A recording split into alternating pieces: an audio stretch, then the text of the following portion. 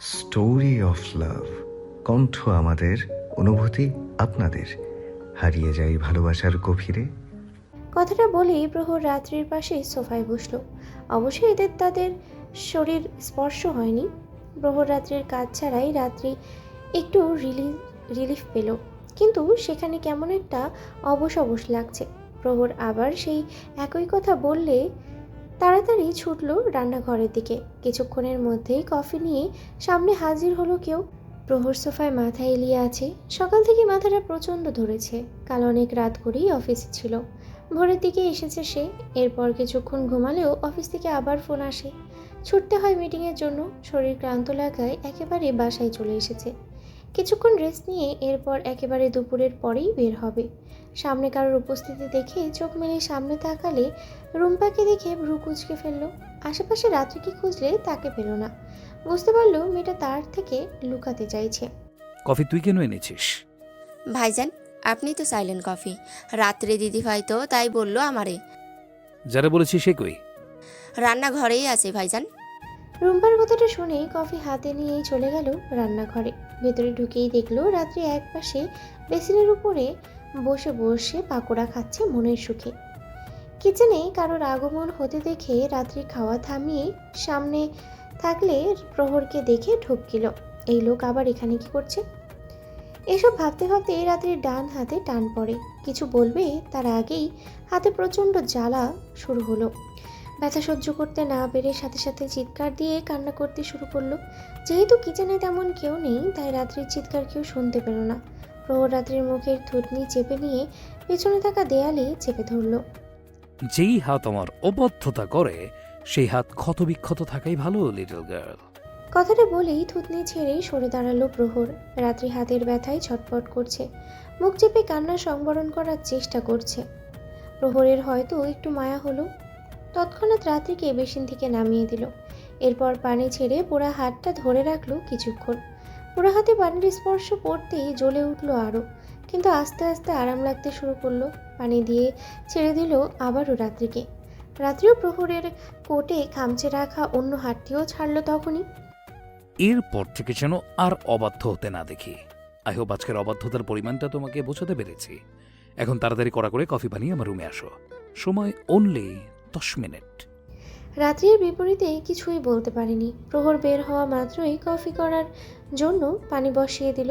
পোড়া হাতেই দারুণভাবে 1 কাপ কফি তৈরি করে ফেলল। এরপর চোখ মুখে পানি দিয়ে মুখটা মুছে নিল। কফি নিয়েই সময়ের আগেই বেরিয়ে পড়ল প্রহরের রুমের উদ্দেশ্যে। বাড়িতে আজকে দাদিমা উপস্থিত নেই। প্রত্যুষী ভার্সিটিতে। বাড়িতে শুধুমাত্র প্রহর, রাত্রি আর স্টাফরা আছে। দরজায় নক করলেও প্রহরের কোনো আওয়াজ পেল না। কয়েকবার নক করেও যখন সারা শব্দ পেল না, তখন সাহস করেই ঢুকে পড়ল রুমে। এতদিনে প্রহরের রুম কোনটা সেটা রাত্রে অনেক আগেই জেনেছে, কিন্তু এখনও এই রুমে প্রবেশ করতে পারেনি। দাদিমা একদম কঠোর নিষেধাজ্ঞা করেছিল তাকে, কিন্তু আজকে প্রহর নিজেই যখন তাকে এই রুমে আসার জন্য বলেছে, তখন তো আসতে হতোই। যে রাগী এই লোক রে বাবা, এমনিতেই পছন্দের তালিকায় এই মানুষটা। তবে ওই দিনের পর থেকে পছন্দ প্লাস অপছন্দ দুইটাই যোগ হয়েছে। রুমে প্রবেশ করেই অবাক হয়ে তাকিয়ে থাকলো। এটা রুম নাকি আধুনিকতার রাজপ্রাসাদের কক্ষ? চারিদিকেই খুব সুন্দর করে আসবাবপত্র সেট করা। রুম থেকে একটা খুব সুন্দর স্মেল পাওয়া যাচ্ছে। এই স্মেলটা অবশ্য প্রহরের কাছেও পেয়েছিল কিছুক্ষণ আগে। এই মেয়ে, এখানে দাঁড়িয়ে কি করছো?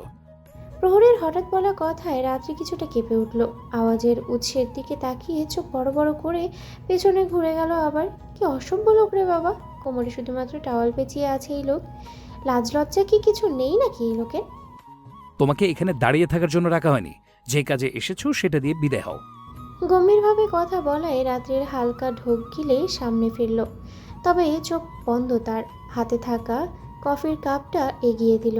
রাত্রির এরূপ চোখ বন্ধ করার ব্যাপারটা প্রহরের ঠিক কেমন যেন লাগলো। ভ্রু কুঁচকে এক আঙুল দিয়ে কপালে স্লাইড করলো। চোখ বন্ধ করে কি বোঝাতে চাইছো? আপনার কফি। আমি কানি নয়, দেখতে পাচ্ছি। চোখ খোলা, স্টুপিড। প্রহরের ধমকে চোখ হালকা খুলে আবার বন্ধ করে ফেলল। আপনার জামা কাপড় পরুন আগে। মিনমিন করে রাত্রি কথাটা বলেই চুপ করে থাকলো। রাত্রির এরূপ কথায় প্রহর নিজের দিকে তাকালো। গোসল করায় শরীরে এখনো ফোঁটা ফোঁটা জল জমে আছে। টাওয়াল পেঁচিয়েই বের হয়েছে সে। প্রহর তেমন একটা প্রতিক্রিয়া দেখালো না। সামনে এগিয়ে রাত্রি থেকে কফির কাপটা নিয়ে কিছুটা ঝুঁকলো রাত্রির মুখ বরাবর। I hate that blushing chick. So, get out now. Otherwise, I'll destroy your blushing chick. কথাটা বলেই হাতের কবজি ধরে রুম থেকে ধাক্কা মেরে বের করে দিল। সাথে সাথেই দাম করে আওয়াজ হয়, দরজাটা বন্ধ করে দিল। ব্যাপারটা ঠিক কি হলো রাত্রির মাথায় ঢুকতেই চোখের জল চলে এলো। কি অসভ্য লোক! রুম থেকে যেতে বললেই সে তো সুন্দর করেই বের হয়ে যেত। এভাবে টেনে বের করার তো কোনো মানেই হয়? ইতর লোক একটা, খাটাস একটা, জল্লাদ হনুমান। কোন আক্কেলে যে এটার পছন্দ করেছিলাম উপরালাই জানে। আগে যদি জানতাম এই লোক এমন, তাহলে জীবনেও আমার নরম মনে এর জায়গা দিতাম না। শেষ বিকেলে গধূলি লগ্নে কারোর আগমন ঘটল তালুকদার ভিলেতে। বড় এক সুটকেস নিয়ে প্রবেশ করলো সদর দরজা দিয়ে। ব্লু কালারের লেদার জ্যাকেটের সাথে ব্যক্তিটিকে খুব ইউনিক লাগছে। পাশে রুবাইদা ক্লান্ত মুখে গিয়ে সোফায় বসলো। রুবাইদা নিজে গিয়ে ব্যক্তিটিকে রিসিভ করেছে। প্রহরের মতোই এই ব্যক্তিটিও তার আরেক প্রাণভ্রমরা। ও মাই ডার্লিং, এখনই ক্লান্ত হয়ে পড়েছেন আপনি। দেখুন আপনার ইয়াং হাজবেন্ড কিন্তু এখনও ফুল এনার্জি। তোমার তো এনার্জি থাকবেই ডার্লিং। তুমি হচ্ছে আমার 30 বয়সের ইয়াং হাজবেন্ড, আর আমি হলাম 62 বছরের বুড়ি ওয়াইফ।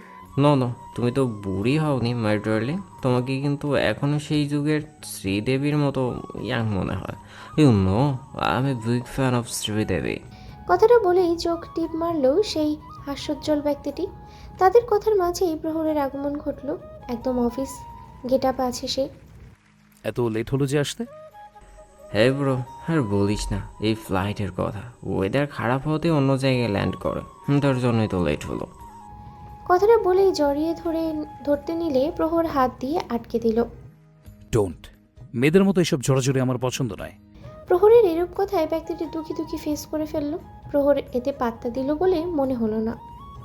আমি খুবই হার্টিং হয়েছি বেবি। আমাকে কিন্তু তুই রিসিভ করতে যাসনি, তার জন্য আমার এই হৃৎপিণ্ডর পাশে থাকা ভিতপিণ্ড অনেক ব্যথা পেয়েছে। তুই কি ছোট বাচ্চা? ছোট না হয় বড় বাচ্চা তো। যদি অবলা দেশে এসে মেয়েদের মধ্যে হারিয়েছে, তখন আমার এই ডার্লিংয়ের কি হবে? কথাটা বলেই রুবাইদাকে জড়িয়ে ধরল। রুবাইদা কান টেনে ধরল তৎক্ষণাৎ। তোর বাদরামি এই বয়সে এসেও বন্ধ হলো না। ওহ ডার্লিং, কি করছো? নিজের হাজবেন্ডের কান এভাবে কেউ টেনে ধরে? আমি তো শুধু কান টানছি, অন্যজন হলে চুল একটাও রাখবে না। দুজনের খুনসুটিতে প্রহর নিজের হাতে থাকা ঘড়ির দিকে তাকালো। এরপর আশেপাশে তাকিয়ে কিছু একটা পর্যবেক্ষণ করলো। I have to go to the office now. I have an important meeting. We'll talk later in the evening. Freshen up. কথাটা বলে প্রহর বেরিয়ে গেল। প্রহরের এইভাবে বেরিয়ে যাওয়াতে কেউ তেমন কিছু বলল না, কিন্তু রুবাইদা থেকে একটা জিনিস খটকা লাগলো। প্রহর তো এই সময় বাসায় থাকে না। রুম্পাকে ডেকে এনে জিজ্ঞেস করলো প্রহর কখন এসেছে। সে জানালো দুপুরের অনেক আগে থেকেই প্রহর বাসাতে। কথাটা শুনে ভীষণ অবাক হয়েছে। What happen darling? ব্যক্তিটির কথায় ভাবনার জগৎ থেকে বের হলো। কিছুটা বলেই তাকে ফ্রেশ হতে বলল। ব্যক্তিটিও তার তেমন কিছু ঘটল না, চলে গেল নিজের বরাদ্দকৃত রুমে। রাত্রি আর প্রত্যেশী দিদিভাই কোথায় রুম্পা? রাত্রি আপুমনি তো রুমে, আর প্রত্যসী আপুমনি দুপুরে খেয়েই ঘুম দিয়েছে। রাত্রি প্রাইভেট টিউটর আসেনি? এসেছিল দিদিমণি, আপনারা আসার কিছুক্ষণ আগেই বের হয়েছে। আচ্ছা ঠিক আছে, তুই একটু পর নাস্তা দিয়ে আসিস দুইজনকে, সাথে ওপরে রোমিও। আজকে আর নাস্তা বানাতে পারবো না, ক্লান্ত লাগছে। তুই আর টুম্পা কষ্ট করে একটু করে নে। ঠিক আছে দিদিমণি। রুম্পা কথাটা বলেই কিচেনে চলে গেল। আর এইদিকে রুবাইদাও রেস্ট নিতে গেল। প্রচণ্ড পানি তৃষ্ণায় রাত্রির ঘুম ভেঙে গেল। ঘড়িতে তাকিয়ে দেখলো 1:30 বাজে। ডিম লাইটের আলোতে পাশে থাকা বোতলের পানি সন্ধান করলো, কিন্তু এক ফোঁটা পানির অস্তিত্বও সে পেল না। অলসতা ভেঙে ঘুম ঘুম চোখে বেরিয়ে পড়ল রুম থেকে। পুরো বাড়ি অন্ধকারে ছেয়ে আছে, কিন্তু নিচে থাকা ড্রয়িং রুমে লাইটের আলোতেই কিছুটা আলোড়িত হয়ে আছে চারিপাশ। রুমে থাকা ঢোলা একটি ফ্রক আর প্লাজো পরেই বেরিয়ে পড়েছে। অন্যনীতি আর খেয়াল ছিল না তার। নিচে নেমে যখন কিচেনের দিকে যাবে তখন সদর দরজা দিয়ে কাউকে প্রবেশ করতে দেখল। অল্প আলোতে তেমন একটা বোঝা গেল না ব্যক্তিটি কে হতে পারে। হঠাৎ করেই ঝিমুনি ভাবটা কেটে গেল। কৌতূহলবশত এগিয়ে গেল লোকটিকে দেখার জন্য। সামনে এগোতে লাগলে ব্যক্তিটিকে নিজের একদম নিকটে পেল। রাত্রি কিছুটা পিছিয়ে যেতে চাইলে পারল না। সেই ব্যক্তি হঠাৎ করার স্পর্শে হাতে থাকা বোতলটা পড়ে গেল তৎক্ষণাৎ। চিৎকার দিতে গেলেই সেই ব্যক্তির হাতের বন্ধনীতে আওয়াজ আটকে গেল। Shh, little girl, don't shout. If you dare, then I will destroy your shouting lips. কাঁধে ঘন ঘন ভারী নিঃশ্বাসের বদলাতে কেঁপে কেঁপে উঠছে রাত্রি। সাথে প্রহরের ভার যেন রাত্রির নিঃশ্বাস আটকে যাওয়ার জোগাড় হয়েছে। নিজেকে রক্ষা করার জন্য কিছুক্ষণ ছটফট করলো, কিন্তু প্রহর তাকে ছাড়ল না।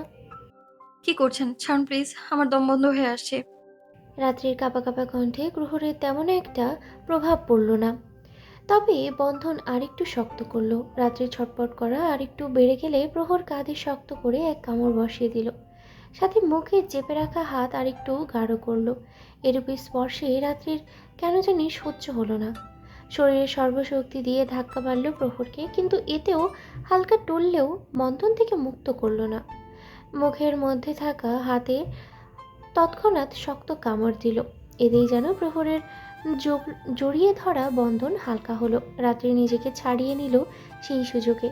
এরপর তাড়াতাড়ি পিছনে ছুটতে লাগলে প্রহরের হাতের বাঁধনে আবারও ধরা পড়ল। রাত্রির আত্মার পানি যেন শুকিয়ে গেল। কাঁপতে থাকলো তৎক্ষণাৎ সে। নিজের কম্পমান যেন প্রহরের হাতেও তা টের পেল। অতিরিক্ত ভয়ের কারণেই সাথে সাথেই নিজের চেতনা হারালো। ঢলে পড়তে নিলেই সাথে সাথে পুরুষালী চিত্ততে আবদ্ধ হলো তৎক্ষণাৎ। হাতে থাকা বন্ধনীতে রাত্রির সরল চিত্ত দৃশ্যমান হলো। হালকা আলোয় ঝলকানিতে সেই মুখের আদলে হয়তো হারিয়ে গেল প্রহর। গাঢ় দৃষ্টিতে কিছুক্ষণ তাকিয়ে থেকে চোখ সরিয়ে নিল। নেশাটা আজকে একটু বেশি হয়ে গেল। নেশার তোড়ে মাথার ভেতরে কেমন এক অসহ্য যন্ত্রণা হচ্ছিল, কিন্তু রাত্রির হঠাৎ স্পর্শে সেই যন্ত্রণা নিমিষেই নিঃশেষ হয়ে গেল।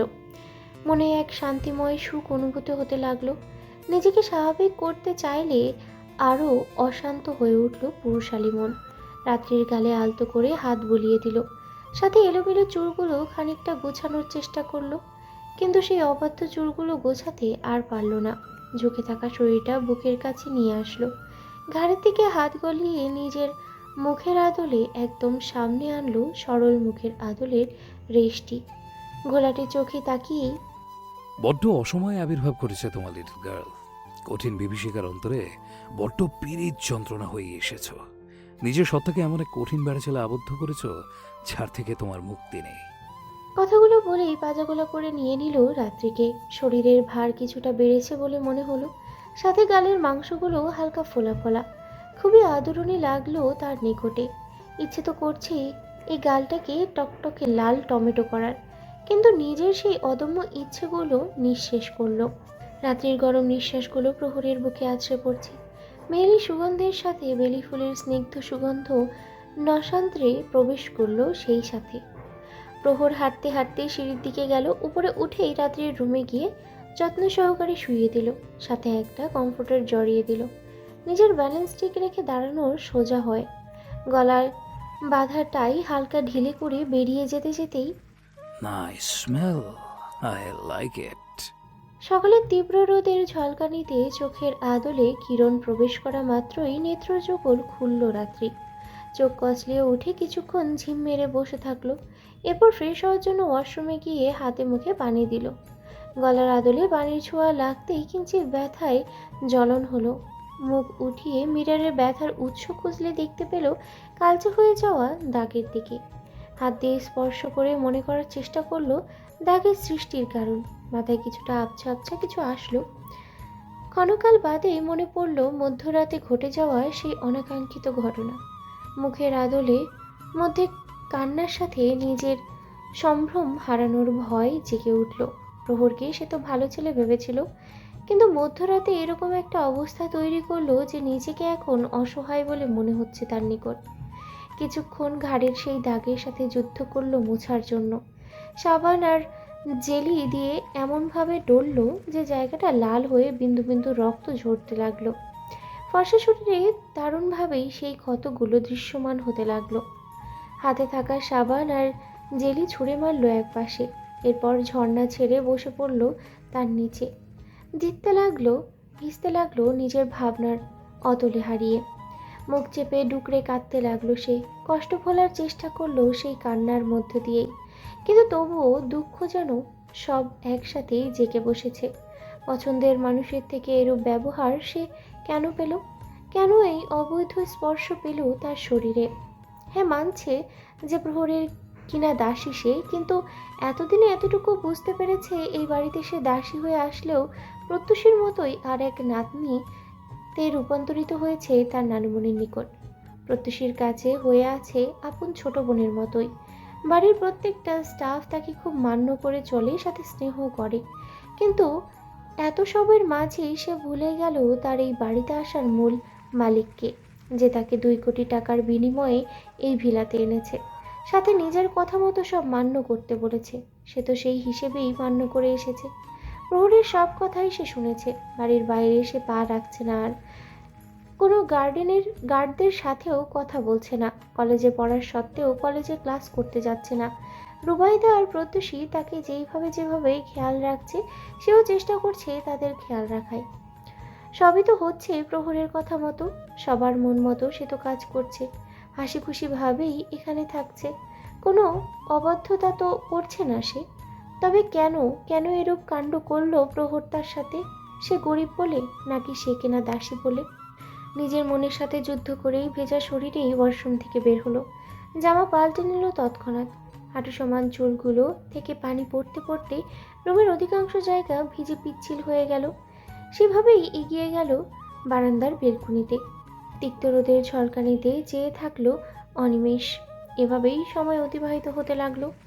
মুখের বুলিগুলো যেন বড্ড অগোছালো ভাবে পড়ে আছে মনের কিনারায়। কাউকে কিছু জানানোর সাধ্য তার কাছে নেই, আর না সে জানাতে পারবেই সেসব বিষয়। এক কঠিন বেড়াজালে বন্দিনী হয়ে আছে সে, এই তারকদার ভিলাই রাত্রি নামক সপ্তদশী। দাদিমা, তাড়াতাড়ি নাস্তা দাও গো, বড্ড দেরি হয়ে গেছে আজ। প্রত্যুষের তাড়াহুড়ো কথাগুলো শুনে তার দাদিমা নাস্তা খাওয়ার জন্য টেবিলে বসতে বলল। সাথে এটাও জিজ্ঞেস করলো রাত্রি আসেনি কেন এখনো। তাড়াতাড়ি খাওয়ার মধ্যেই উত্তর এলো সে রাত্রির রুমে যায়নি। প্রত্যুষী খাওয়ার মাঝেই কথা বলাতেই খাওয়া নাকে মুখে উঠে গেল।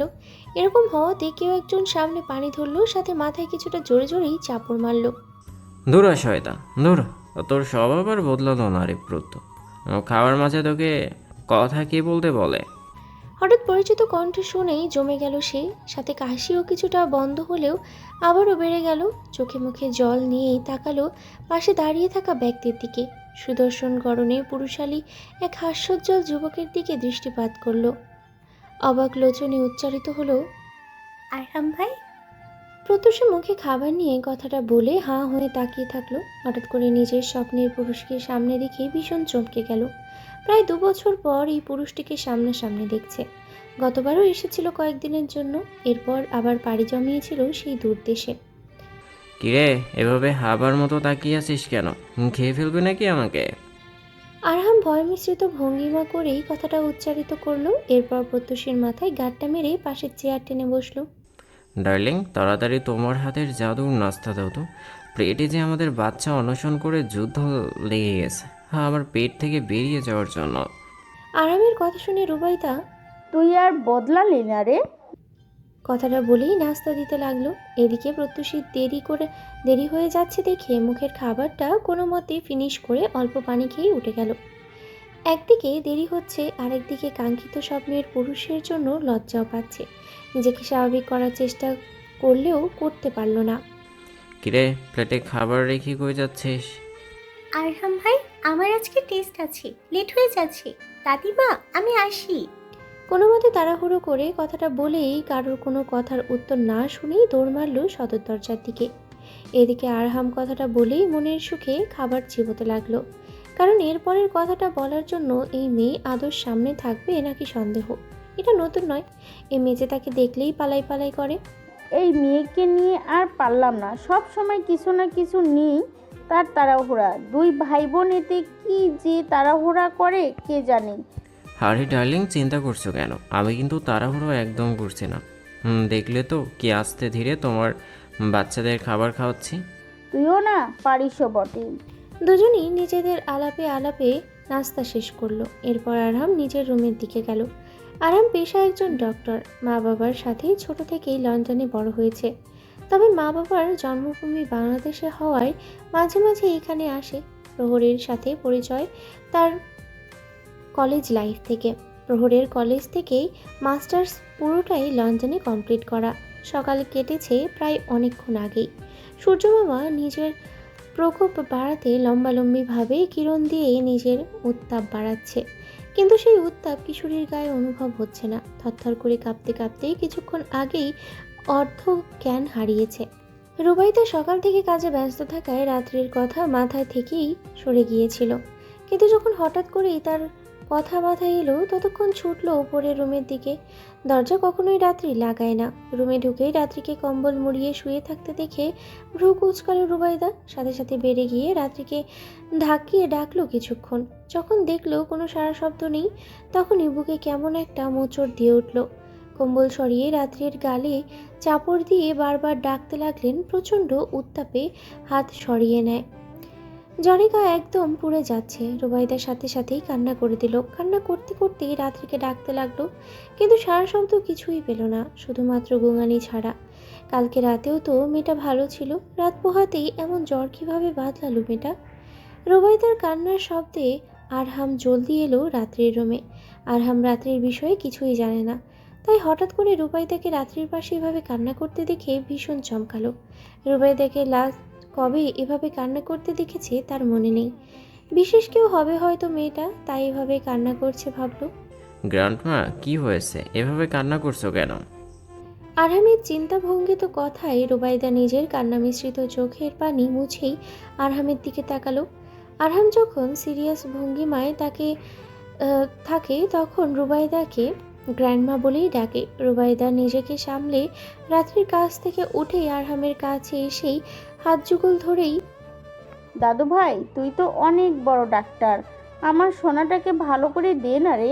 দেখ না কি হয়েছে ওর, কখন থেকে ডাকছি সারাই দিচ্ছে না সে। জ্বরে গা পুড়ে যাচ্ছে আমার সোনাটার। রুবাইদার কথা শুনে আরহাম নিজের কৌতূহল রেখে প্রফেশনাল কাজ করার জন্য রাত্রির কাছে গিয়ে বসলো। রাত্রির অগোছালো চুলগুলো সামনে পড়ে থাকায় চেহারা তেমন একটা স্পষ্ট হলো না। চেহারা দেখার কৌতূহল জমলেও সেটা ভেতরেই রাখলো। এরপর হাতের পালস চেক করে অস্বস্তি নিয়েই অন্যদিকে তাকিয়েই কপালে হাত রাখলো অগোছালো চুলের উপর। হাত রাখতেই বুঝতে পারলো জ্বর আনুমানিক 103 বা 4 ডিগ্রি হবে হয়তো। গ্র্যান্ডমা, তুমি তাড়াতাড়ি ওনার শরীরটা স্পঞ্জ করে দাও। অতিরিক্ত জ্বরে জ্ঞান হারিয়েছে। আমি রুম থেকে মেডিকেট কিট নিয়ে আসতে। পাল স্বাভাবিক আছে, ওষুধ দিলেই ঠিক হয়ে যাবে, আর চিন্তা করো না। কথাগুলো শেষ করেই রুম থেকে বেরিয়ে গেল। এদিকে রুবাইদা আরহামের কথায় রাত্রিকে তাড়াতাড়ি স্পঞ্জ করতে থাকলো। রাত্রির চুল লম্বা থাকায় কাটা দিয়ে পেঁচিয়ে উপরে তুলে দিল। চিন্তায় এটাও খেয়াল করলো না যে রাত্রির চুলগুলো ভিজে। তবে তার জ্বরে বেহাল হওয়া লাল মুখটা দৃশ্যমান হলো। স্পঞ্জ শেষ করেই আবার শুইয়ে দিল রাত্রিকে। বুড়ো শরীরে এই কাজটা করতে পারবে না দেখে রুম্পাকে নিয়ে আসলো রুমে। দুইজন মিলে কাজটা শেষ করে রুম্পাকে বলল রাত্রির জন্য স্যুপ করে আনতে, জ্ঞান ফিরলেই খাইয়ে দিবে। এর মধ্যেই আরহাম নক করে ঢুকলো রুমে। মেডিকেল কিট সাথে নিয়ে বেডের কিনারায় টেবিলে রাখলো। এরপর স্টেথোস্কোপ কানে দিয়ে যখনই রাত্রির দিকে তাকালো অমনি হাতে থাকা স্টেথোস্কোপের পিসটি পড়ে গেল। অবাক নয়নে তাকিয়ে থাকলো অসুস্থতায় ঘিরে রাখা এক রক্তজবা মুখের দিকে। পরপর কয়েকটা ঢোক গিলে জোরে একটা নিঃশ্বাস নিল। এই 29-এ পড়া বয়সের সমতলে কিছু একটা অঘটন ঘটল রক্তরঞ্জিত হৃৎপিণ্ডে। মুখের আদলে উচ্চারিত হলো একটাই শব্দ, রক্তজবা। কিরে দাদু ভাই, চেক করে বল না কেমন আছে আমার সোনাটা, এখনো তো জ্ঞান ফিরল না। রুবাইদার কথায় বাস্তবে ফিরল। চোখ ফিরিয়ে অন্যদিকে তাকালো। এরপর আবারও রাত্রির দিকে তাকিয়ে কোনো মতে নিজের মধ্যে হওয়া কম্পমান কমিয়ে প্রফেশনালভাবেই সব চেক করলো। সব কিছু করেই ভ্রু কুচকালো। এরপর চোখের পাপড়ি মেলে কিছু একটা বোঝার চেষ্টা করেই, অনেকক্ষণ ধরে হয়তো ঠান্ডা পানিতে ছিল। ওনার চুলগুলো কিন্তু ভিজে এখনো। আর ভয়ও পেয়েছে হয়তো কোনো কিছু নিয়ে। আরহামের কথায় রুবাইদা চিন্তামগ্ন হলো। রাত্রি তো দুপুরের আগেই গোসল সেরে নেয়, আর আজকে কি সকালে গোসল করেছিল? হবে হয়তো, কিন্তু কতক্ষণ ধরেই বা গোসল করেছিল যে এরকম ভয় পেয়ে জ্বর বাঁধিয়ে বসে আছে? আর ভয় পাওয়ার মতো তো তেমন কিছু হয়নি। এখন কখন পেল ভয়? তবে এই মধ্যরাতে কি কিছু দেখে কি ভয় পেয়েছিল? জ্ঞান কখন ফিরবে দাদু ভাই? আমি ইনজেকশন পুশ করে দিয়েছি, আধা ঘন্টা পরে জ্ঞান ফিরবে। কথাটা বলে আরহাম নিজের সরঞ্জাম গুছিয়ে রাত্রির দিকে তাকিয়ে বেরিয়ে পড়ল। এখানে বেশিক্ষণ থাকলে সে ঠিক থাকতে পারবে না। এমনিতেই হৃৎপিণ্ড এমন জোরে জোরে লাফাচ্ছে যে বেরিয়ে আসার জোগাড় হয়েছে। আরহাম যেতেই রুবাইদা রাত্রির পাশে বসে থাকলো। রাত্রির জ্ঞান ফিরতেই স্যুপ খাইয়ে দিবে, সাথে এটাও জিজ্ঞেস করবে এসব হওয়ার কারণ। পর্দার ঘূর্ণায়মান বাতাসের আদলে ঘরময় ছড়িয়ে যাচ্ছে ঠান্ডার বদলতে। সেই শীতের প্রকোপে কেঁপে যাচ্ছে রাত্রি। হঠাৎ করেই এত ঠান্ডা হওয়ার কারণ খুঁজে পেল না। দুপুরের দিকেই জ্ঞান ফিরতেই নানুমণির প্রশ্নের কবলে পড়েছিল। এরপর কিছু একটা বুঝিয়ে দিয়েই চুপ হয়ে যায়। তার নানুমণি আর আগ বাড়িয়ে কিছু বলেনি, তবে বকাও খেলো কিছুটা, কিন্তু বকার চেয়েও আদর যত্নটাই বেশি পেয়েছে। প্রত্যুষী বিকেলে এসে অনেকক্ষণ গল্প করে গেছে, নিজের হাতে ঝাল ঝাল করে নুডলস বানিয়ে খাইয়েছে। এরপর রাতে নানুমণি ভাত খাইয়ে ওষুধ খাওয়ালো। শরীর দুর্বল থাকায় তাড়াতাড়ি ঘুমিয়ে পড়েছিল রাত্রি, কিন্তু হঠাৎ মধ্যরাতে ঠান্ডা হওয়ার কারণেই ঘুমটা ভেঙে গেল। জ্বর এখনো গায়ে হালকা আছে। কম্বল হালকা সরিয়ে চারিদিকে তাকিয়ে দেখলো বাতাস হওয়ার কারণটা কি। সব দিকে ঠিক দেখে যখনই বারান্দায় চোখ গেল, তখন কারোর অবয়ব দেখে হঠাৎ করেই ভয় পেল। শোয়া থেকে সাথে সাথে উঠেই বসে পড়ল। লোকটিও বুঝতে পারলো রাত্রির উঠার শব্দ। পকেট থেকে গ্যাস লাইট দিয়ে মুখের মধ্যে থাকা নিকোটিনের অংশটি জ্বালালো। এরপর মনের সুখেই সেই পোড়া মিশ্রিত সুখ টানতে টানতে চারিদিকে বিষাক্ত ধোঁয়া ছেড়ে দিল। ঘরময় সেই ধোঁয়ায় ছড়াছড়িতে কাঁচতে লাগলো রাত্রি। সিগারেটের গন্ধ একদম সহ্য করতে পারে না সে। নাক চেপে ধরলো কমল দিয়ে। মুখ ঢেকেই, কে আপনি? এখানে কি করছেন আপনি? রাত্রির কথায় কোনো উত্তর এলো না। তবে সেই লোকের অবয়ব পেছন ফিরল। এরপর পায়ে থাকা জুতা ঠকঠক আওয়াজে বেডের দিকে এগোতে লাগলো। লোকটিকে এগোতে দেখে রাত্রির ভয়টা আবারও জেগে ধরল। নিজেকে গুটিয়ে কিছু একটা বলতে নিতেই, Shh. No more words, little girl. I hate your lips also you're speaking. So, don't do. কথাটা বলেই রাত্রির চুলের গোড়ায় ধরা বসে থাকা হালকা কাত করলো। এরপর হালকা ধরা গোছাটি গাঢ়ভাবে চেপে ধরল। নিজের মধ্যে থাকা ধোঁয়াগুলো মুহূর্তেই ছেড়ে দিল রাত্রির মুখের আদলে। হঠাৎ করে এমন হওয়ায় রাত্রি কাশতে লাগলো। দম বন্ধ হওয়ার জোগাড় তার। চুলে ধরে রাখা হাতটিকে ছাড়ানোর চেষ্টা করলো এক হাতে, আর অন্য হাতেই মুখের সামনে থেকে ধোঁয়া সরানোর ব্যর্থ চেষ্টা করতে লাগলো। রাত্রির এরূপ অবিশ্রান্ত বদন দেখে সামনের পুরুষটি তৃপ্তির এক হাসি হাসল। খুব কঠিন কিছুই হয়তো সে প্রাপ্তি করেছে। আমার রাজ্য থেকে আমারই উপর চোরাবাজি, জ্বর বাতাস অন্য পুরুষের সঙ্গ নিতে এত তেজ শরীরে তোর? কথাটা রাগে হিসিস করে বলতে বলতেই কানের পেছনে দক্ষ হাতে জ্বলন্ত সিগারেট চেপে ধরল।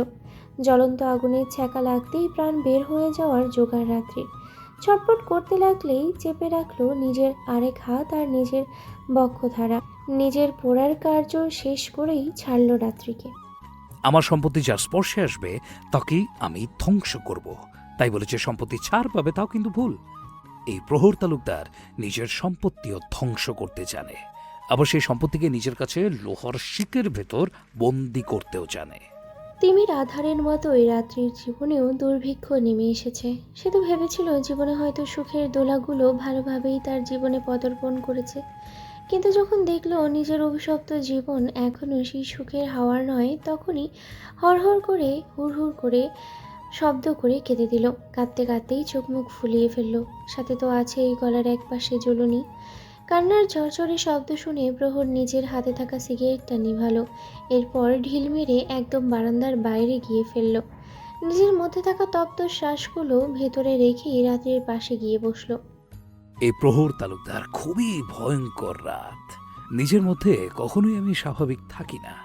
যখনই তোমার ওই চোখে নিজের অস্তিত্ব হারানোর ভয়ানক যন্ত্রণা দেখি, আমি আমি এমন কি করেছি যার জন্য এইভাবে আমার শাস্তি দিচ্ছেন?